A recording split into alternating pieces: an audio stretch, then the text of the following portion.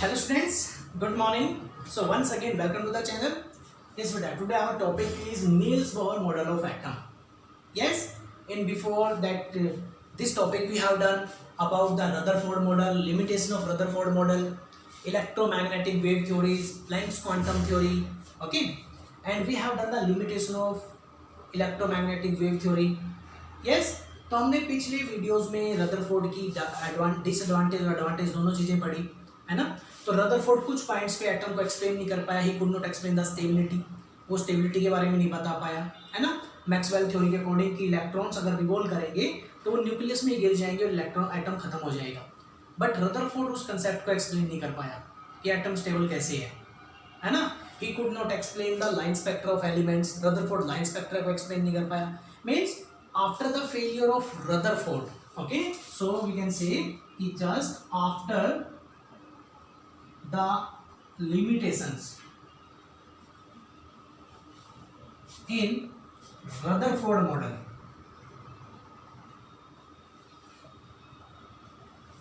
of atom,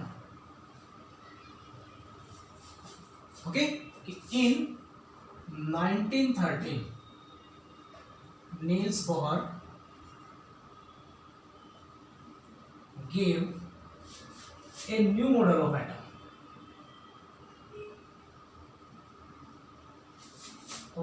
atom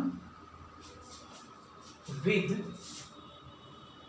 some postulates,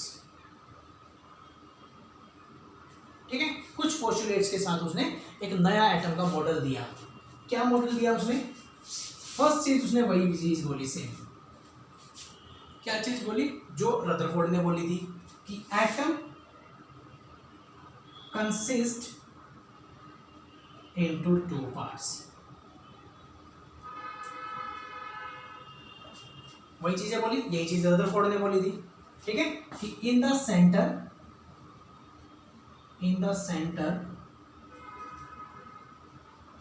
the massive particles,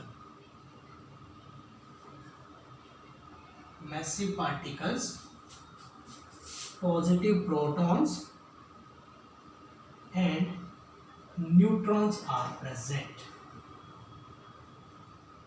ये चीज बोली इस बेटा, यही चीज रदरफोर्ड ने भी बोली थी, है ना। तो एक कंसेप्ट हमारा पोस्टुलेट उसका मैच ही हो रहा है। अगर हम दूसरे पॉइंट की बात करें,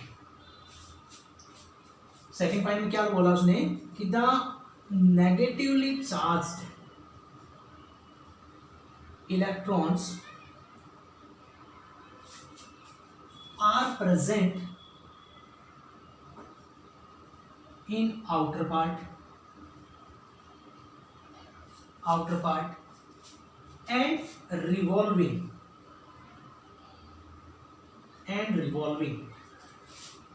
अराउंड द न्यूक्लियस, ठीक है। तो यही चीज रदरफोर्ड ने भी बोली थी, फिर इसने क्या चेंज किया, नील्स बोर ने ऐसा क्या खास बोल दिया, उसने क्या बोला कि negatively charge electrons are present in outer part and revolving around the nucleus, but the electrons are present in their fixed energy path,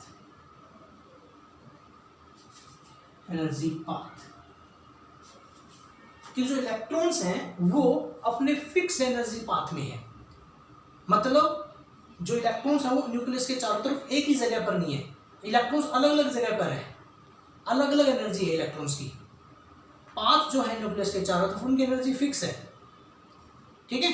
तो उन पाथ को उसने क्या नेम दे दिया, जो इलेक्ट्रॉन्स के जो न्यूक्लियस के चारों तरफ दो पाथ थे, ही नेम्ड these fixed path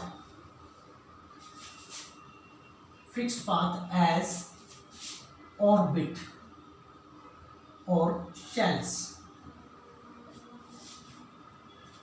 ठीक है। क्या बोला कि जो इलेक्ट्रॉन्स हैं वो न्यूक्लियस के चारों तरफ फिक्स्ड पाथ में है। मान लीजिए ये हमारा सेंट्रल पार्ट है जिसके अंदर प्रोटॉन्स भी हैं और न्यूट्रॉन्स भी हैं। तो जो इलेक्ट्रॉन्स हैं वो न्यूक्लियस के चारों तरफ फिक्स्ड पाथ में हैं। इन पाथ की, मान लीजिए हमारा फर्स्ट पाथ है, ये सेकंड पाथ है, ये थर्ड पाथ है इसके अकॉर्डिंग।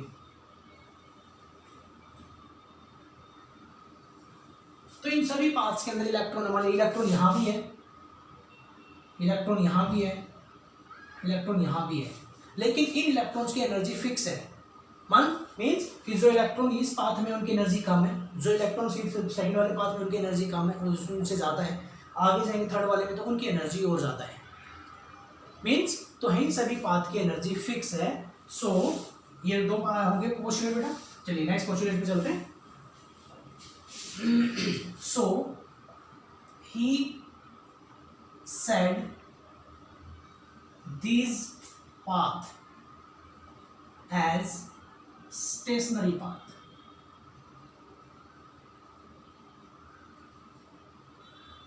इसलिए उसने क्या बोला, इन पाथ्स को स्टेशनरी पाथ बोला कि ये जो पाथ है ये इनकी एनर्जी फिक्स है, ये स्टेशनरी है, पाथ स्टेशनरी है, मीन्स ऑर्बिट स्टेशनरी है, इलेक्ट्रॉन स्टेशनरी नहीं है।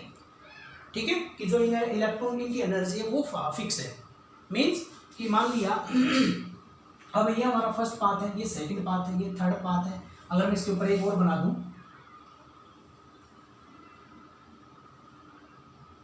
एक और ले लेते हैं, ये हमारा फोर्थ है, तो इनकी फिक्स एनर्जी है। मींस अगर हम जस्ट अजम्पशन करते हैं कि अगर इस पहले वाले पाथ की जो एनर्जी है वो है 10 किलो जूल, सेकेंड वाले पाथ की है 20 किलो जूल, थर्ड वाले पाथ की है 30 किलो जूल, फोर्थ वाले पाथ की है 40 किलो जूल, तो ये फिक्स एनर्जी है, इनके पास फिक्स एनर्जी है। इसका मतलब जो इलेक्ट्रॉन्स फर्स्ट पाथ में होंगे उनके पास 10 किलो जूल की एनर्जी ही होगी, उससे ज़्यादा नहीं होगी। जो इलेक्ट्रॉन सेकंड पाथ में होंगे उनके पास 20 किलो जूल की एनर्जी ही होगी, उससे ज़्यादा नहीं होगी। ये एक अजम्पशन लिया हमने। ओके, सेकंड पोस्टुलेट था। अब थर्ड पोस्टुलेट क्या कह रहे हैं कि the electrons will not lose or gain the energy till when they are present in their fixed path। Third point क्या बोल रहे हैं कि जो इलेक्ट्रॉन्स हैं वो अपनी एनर्जी ना तो लूज करेंगे ना गेन करेंगे। कब तक? जब तक वो अपने पर्टिकुलर पाथ में प्रेजेंट है। मींस अगर इलेक्ट्रॉन फर्स्ट पाथ में है और रोटेट कर रहे हैं तो उनके पास 10 किलो जूल की एनर्जी ही रहेगी। अब जब तक उनकी एनर्जी फिक्स रहेगी तो इसका इलेक्ट्रॉन्स न्यूक्लियस में गिरेंगे ही, तो वो प्रॉब्लम सोल्व होगी, है ना। जो इलेक्ट्रॉन सेकंड पाथ में है और सेकंड पाथ में रोटेट कर रहे हैं तो सेकंड पाथ में उनके पास 20 किलो जूल की एनर्जी रहेगी। मैक्सवेल थ्योरी क्या कहती थी? इलेक्ट्रॉन्स की एनर्जी कम होगी।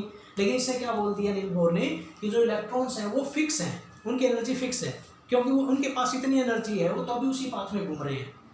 अगर इस इलेक्ट्रॉन्स के पास एनर्जी ज़्यादा होती तो ये इस पाथ में नहीं, इधर वाले पाथ में मिलता।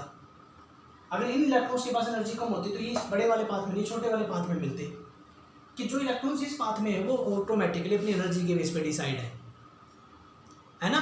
मैं मान लिया क्लास के अंदर हमने क्या किया, लाइनें बना दी बहुत सारी, कि फर्स्ट लाइन में वही वो बच्चे बैठेंगे जो 90+ अब है, 90% वाले बच्चे।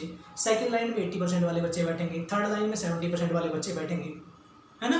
तो इसका मतलब उस परसेंटेज के बेस पे हमने क्या किया, लाइन डिसाइड कर दी। ओके, तो उस बेस पे कि 90% वाले बच्चे हमेशा फर्स्ट लाइन में ही आएंगे।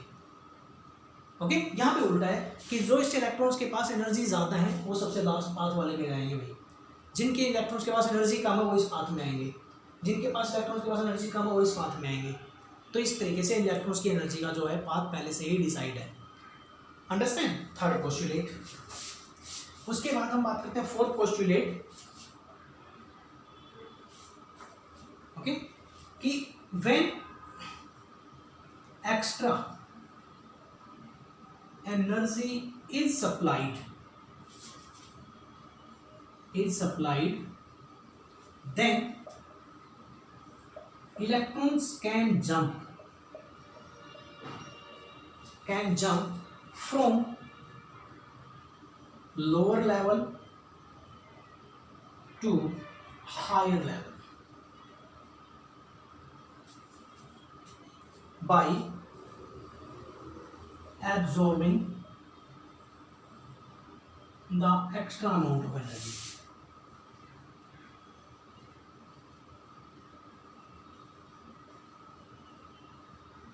ठीक है, जब तक इलेक्ट्रॉन अपने पाथ में है तब तक उनकी एनर्जी फिक्स है, लेकिन अगर हम उनको क्या किया, हमने जबरदस्ती इसमें से किसी सॉलिड में से किसी एटम में से करंट पास आउट कर दिया, तो क्या करें, एक्स्ट्रा एनर्जी देनी स्टार्ट कर दी, तो इलेक्ट्रॉन एक्स्ट्रा एनर्जी लेके अपना पाथ चेंज कर सकते हैं। ठीक है, मान लिया इस इलेक्ट्रॉन को, इसके पास 10 किलो जूल की एनर्जी है और हमने इसको ज़्यादा एनर्जी दे दी, और भी ज़्यादा, कितनी एनर्जी दे दी, हमने दे दी इसको 30 किलो जूल की एनर्जी एक्स्ट्रा दे दी। अब इसकी एनर्जी कितनी होगी, 40 किलो जूल होगी टोटल। 40 किलो जूल होगी, लोअर लेवल में क्यों रहेगा, ये बाकी एनर्जी एब्जॉर्ब करके कहाँ चला जाएगा, यहाँ शिफ्ट हो जाएगा। ठीक है, तो हम वो क्या कर सकते हैं कि जो एनर्जी का लेवल है हमारा इस तरीके से है कि अगर हमारी E1 ये है फर्स्ट सेल की एनर्जी, ये हमारे पास है E2, ये E3, E4। ओके, तो एनर्जी का जो पैटर्न है हमारा, वो एनर्जी का पैटर्न कैसे है कि जैसे जैसे हम न्यूक्लियस से दूर जा रहे हैं एनर्जी बढ़ती जा रही है इलेक्ट्रॉन्स की। क्यों, क्योंकि इलेक्ट्रॉन्स के ऊपर चार्ज कौन सा होता है, नेगेटिव, और न्यूक्लियस में चार्ज कौन सा होता है, पॉजिटिव। तो इसका मतलब जो इलेक्ट्रॉन्स और न्यूक्लियस पॉजिटिव से दूर हो रहे हैं तो उनकी एनर्जी बढ़ जा रही है। ठीक है, तो जो एनर्जी लेवल है हमारे पास वो ऐसे है कि E4 सबसे ज़्यादा, then E3, then E2, then E1, अगर E5 हो तो E5 और ज़्यादा सेल दिखा देता हूँ, एंड सो ये एनर्जी का लेवल है हमारा। ठीक है, तो इसका मतलब E1 की एनर्जी हमने डिसाइड करी 10 किलो जूल, तो E4 की एनर्जी कितनी डिसाइड कर दी हमने, 40 किलो जूल। अगर इस इलेक्ट्रॉन को 30 किलो जूल एक्स्ट्रा एनर्जी मिल जाएगी तो ये इलेक्ट्रॉन एक्स्ट्रा एनर्जी लेके फोर्थ सेल में जा सकता है। ओके, तो this process is called excitation, excitation of electrons. इस चीज को हमने क्या बोला, एक्साइटेशन ऑफ इलेक्ट्रॉन, कि इलेक्ट्रॉन को एक्साइट कर दिया लोअर लेवल से हायर लेवल में जाने के लिए। ओके, तो this was our fourth postulate कि इलेक्ट्रॉन्स अपने लोअर लेवल से हायर लेवल में जा सकते हैं। अंडरस्टैंड, 4 पोस्टुलेट हो गए। चलिए, एनर्जी का लेवल हो गया हमारा, एनर्जी का क्या पैटर्न होता है, एनर्जी का पैटर्न लिख लिया आप लोगों ने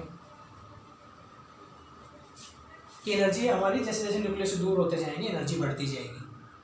ठीक है, और एक चीज और जो हम 9th में पढ़ते आते हैं कि हर एक पर्टिकुलर सेल को नाम भी रखे गए हैं, कौन कौन से, जैसे इसका नाम है K shell, L, M, N, so on, इस तरीके से नाम चलते जाएंगे। ओके, तो हम चलते हैं नेक्स्ट 5th पोस्टुलेट पे। 5th postulate, electrons in their excited level remain for a short time period, short time period। ठीक है भाई, इलेक्ट्रॉन्स को एनर्जी तो मिल गई, एक्स्ट्रा एनर्जी मिल गई और वो लेकर एक्स्ट्रा एनर्जी वो हायर लेवल में चले गए, बट उस एनर्जी को संभाल नहीं पाए और उतनी एनर्जी को लूज करके वापस नीचे आ गए। मतलब कि कुछ इलेक्ट्रॉन्स को एक ज़्यादा कुछ एनर्जी मिली, वो एक्साइट हो गए, एक बार ऊपर तो चले गए लेकिन उस एनर्जी को होल्ड नहीं कर पाए, मीन्स वापस अपने लेवल पे आ जाएंगे, है ना। तो जितनी एनर्जी वो लेकर गए electrons in the excited level remain for a short time period and come back in their ground level by releasing same amount of energy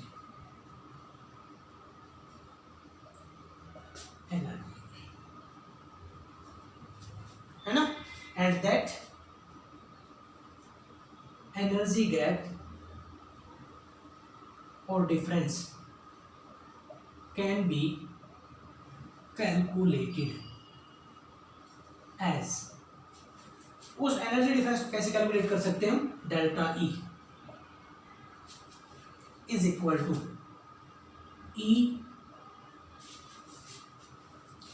E2 minus E1। उस एनर्जी गैप को इस तरीके से कैलकुलेट कर सकते हैं। ओके, E2 माइनस E1 या फिर EH minus EN, higher level और लोअर लेवल। ओके, अब देखिए हम इसी का एग्जांपल लेते हैं जो हमने पहले एग्जांपल लिया था।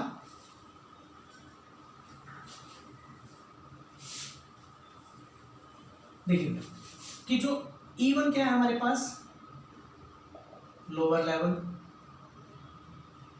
है ना, और E2 क्या है हमारे पास, हायर लेवल, या फिर मैं इसको दबा देता हूं L से और इसको रिप्रेजेंट करते हैं H से, हायर लेवल लोअर लेवल। कि इलेक्ट्रॉन्स जो है वो हमारे इस लेवल से फोर्थ लेवल में गए हैं। फर्स्ट वाली सेल की एनर्जी कितनी थी 10 किलो जूल, फोर्थ वाली सेल की एनर्जी कितनी है 40 किलो जूल। तो कितनी एनर्जी इलेक्ट्रॉन्स एब्जॉर्ब करके गए थे 30 किलो जूल। तो जब आएंगे वापस तो उतनी एनर्जी रिलीज होनी चाहिए, है ना। तो डेल्टा ई की वैल्यू निकालनी है हमें। डेल्टा ई की वैल्यू कैसे निकालेंगे, ई H minus E L. Yes, ये ऐसे आ जाएगी हमारी।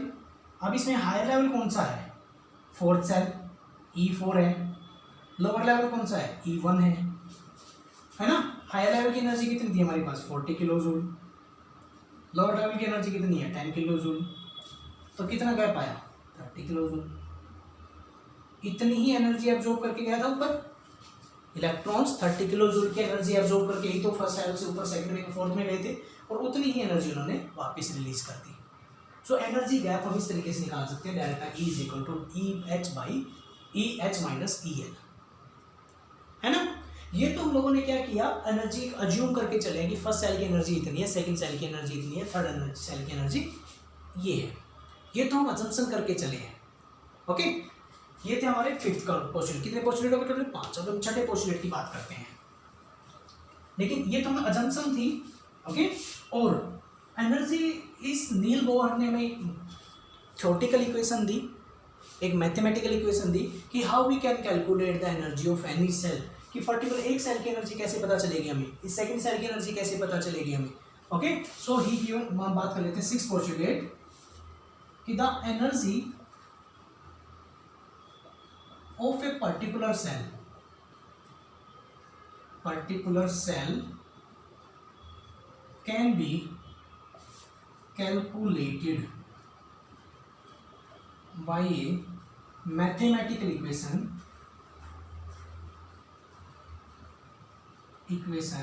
that is, कि एक मैथमेटिकल इक्वेशन दे दी उसने कि हम इस तरीके से किसी भी एक पर्टिकुलर सेल की एनर्जी निकाल सकते हैं। और वो मैथमेटिकल इक्वेशन कैसे बनी, ठीक है, उसकी डेरिवेशन हम नेक्स्ट क्लास में करेंगे, नेक्स्ट स्लाइड में करेंगे।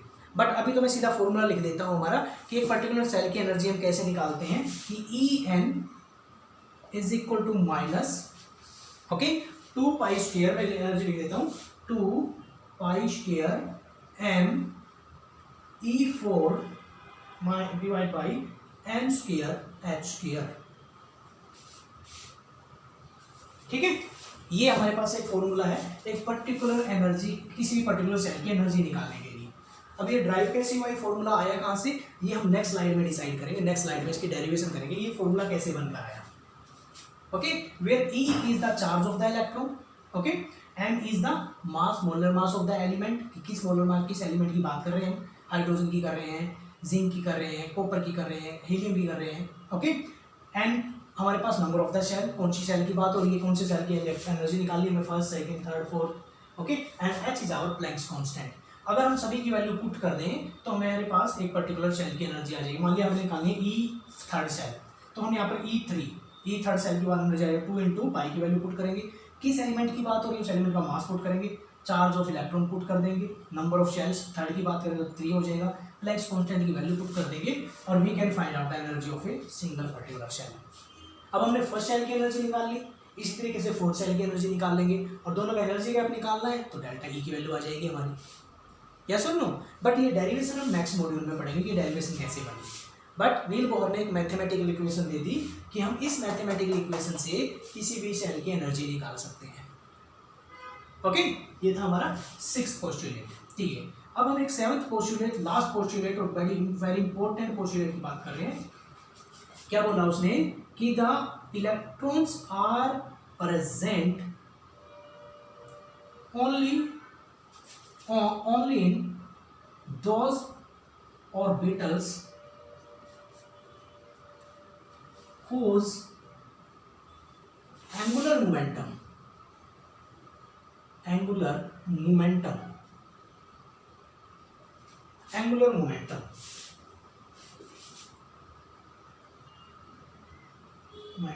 is equal to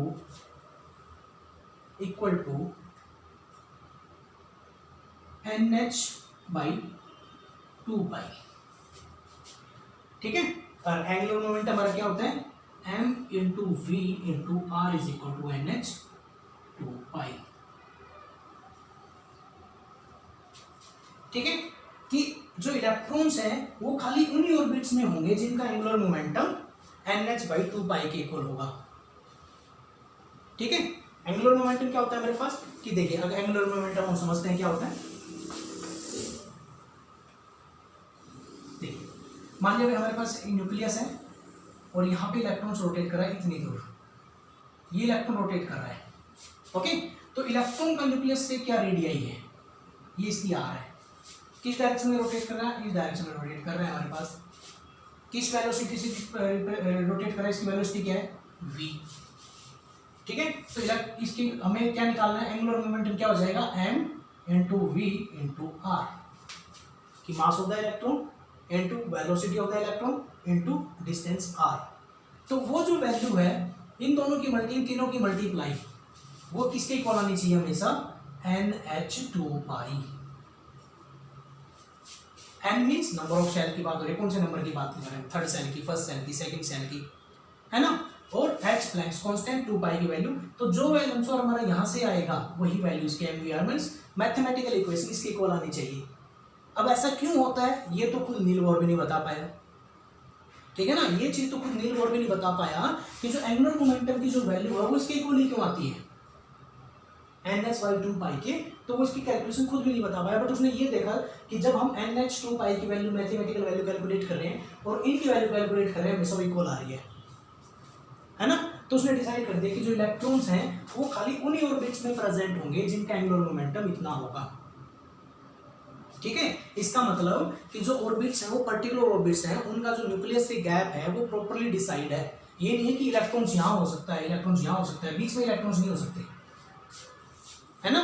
कैसे भी, मान लिया क्या बोला मैंने, अभी मैंने एग्जांपल दिया था कि क्लास में हम लोगों ने 10 लाइनें बना दी कि पहली लाइन में सिर्फ वो बच्चे बैठेंगे भाई जिनके 90% मार्क्स है, और 1 मीटर का गैप देके दूसरी लाइन बना दी, 1 मीटर का गैप देके तीसरी लाइन बना दी। भी सेकंड लाइन में वही बच्चे बैठेंगे जिनके 80% है, थर्ड लाइन में वो बच्चे बैठेंगे जिनके 70% है, लेकिन हर एक लाइन में गैप दे दिया 1-1 मीटर का।